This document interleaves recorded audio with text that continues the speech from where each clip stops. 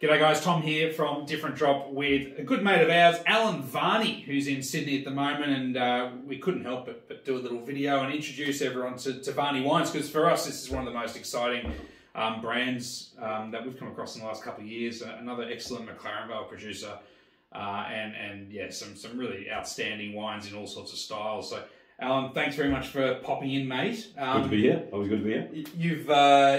You've got a lot of experience making wine. I guess give us a little background about how Varney came to be and what got you to where you are. Yeah, sure. And I'm going to pour some Chardonnay. Yeah, I think that's a very good idea. Yeah, I've been in the industry for a couple of decades now, making wine for some great producers around South Australia. And always in the back of my mind, I thought, oh, I'd like to give this a crack and just try and see what I can do on my own. So back in 2015, when I had been already making a bit of wine on the side, I always called it a tonne for fun. A property became... That would have been a good brand name, a tonne for fun. Yeah. Maybe that's a thought for the future, perhaps. Yeah. So there's a little small batch side project. Yeah.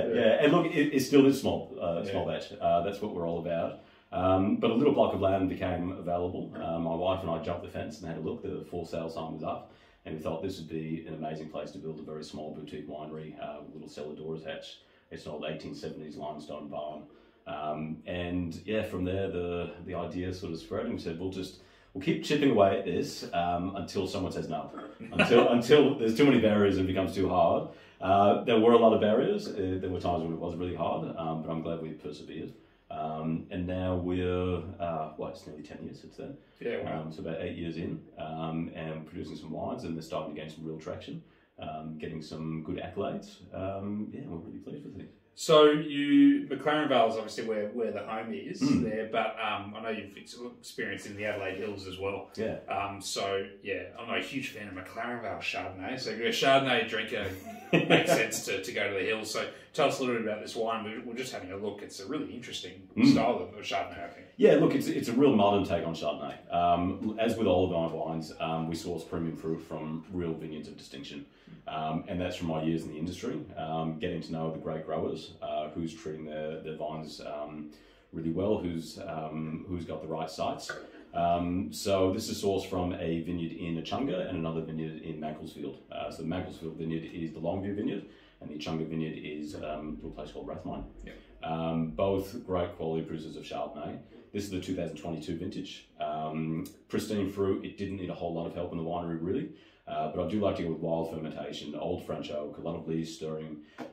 2022 was the first year that I tried something quite interesting. It's a bit of carbonic maceration on Chardonnay fruit. Yeah, right. So technique, obviously, usually for red grapes. Yeah. And I've been, a lot of us in the Vale use it for Grenache quite a bit, and it gives this beautiful aromatic lift. And I said to myself, well, if it works for Grenache. Do you often talk to yourself?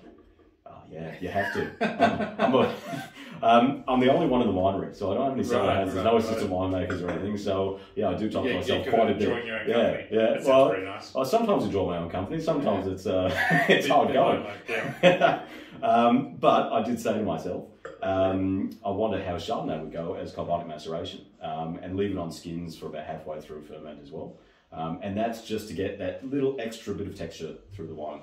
What I really like about something you said before was that you're looking to really blend different parcels of fruit to make a complete wine that you think represents the style that you're trying to make, rather than necessarily going, this is one parcel of fruit from one vineyard, I get what I get this year. I mean, there's always going to be vintage variation, but I like the idea of going, I can take little parcels from these different sites and be a bit of a master blender, painter. Oh, look, I always refer to my building blocks. Yeah.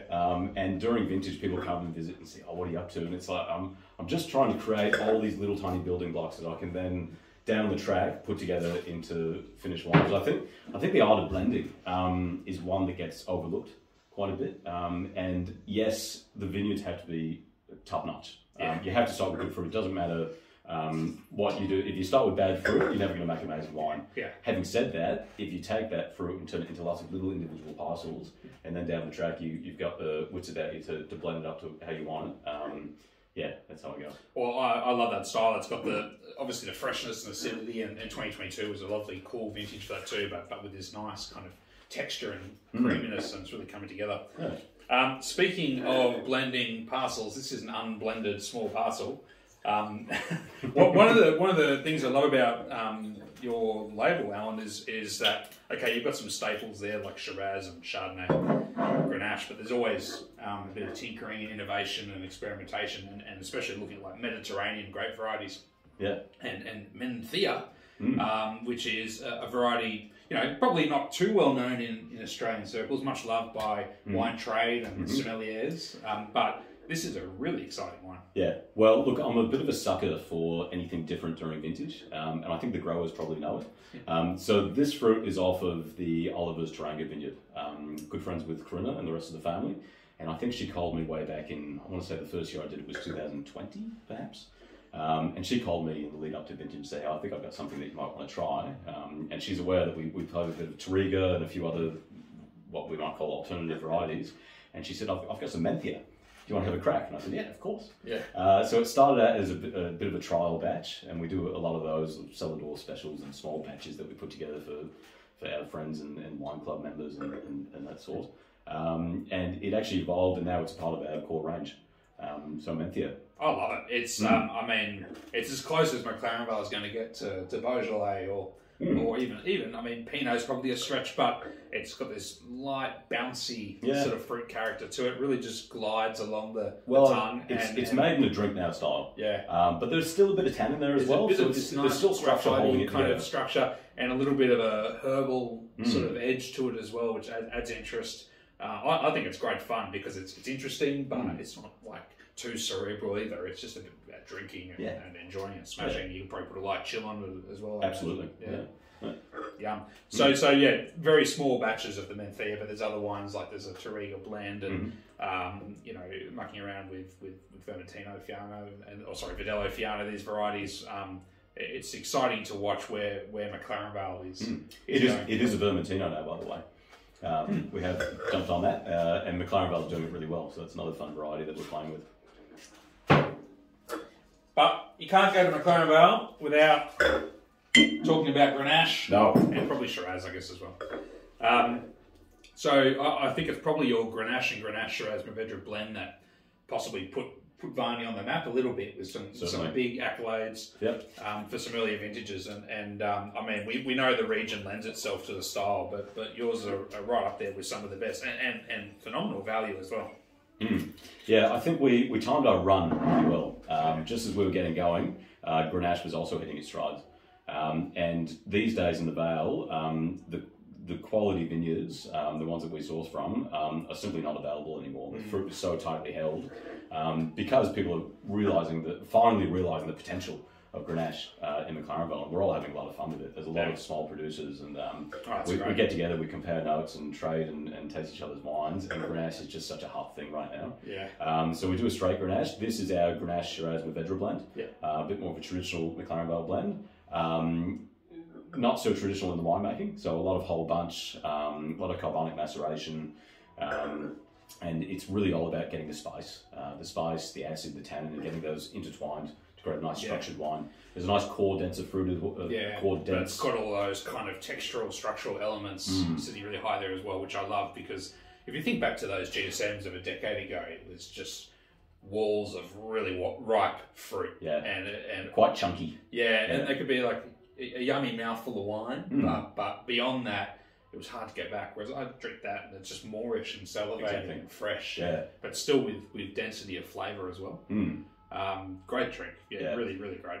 So it's a 2020 as well, so great to see that with a little bit of age. Yeah, ages really well. Again, we pick relatively early the Grenache, so it's got that beautiful natural acidity, and that makes it quite an age-worthy wine. Fantastic, mate. Well, guys, as I said, we're really impressed with the Varney range of wines. It's one of those producers that is I think really on the up and up, and doing some really contemporary, innovative, but to be honest, just delicious wines as well. Yeah, and it's great to be on different drop as well, because you're really getting small producers like ourselves.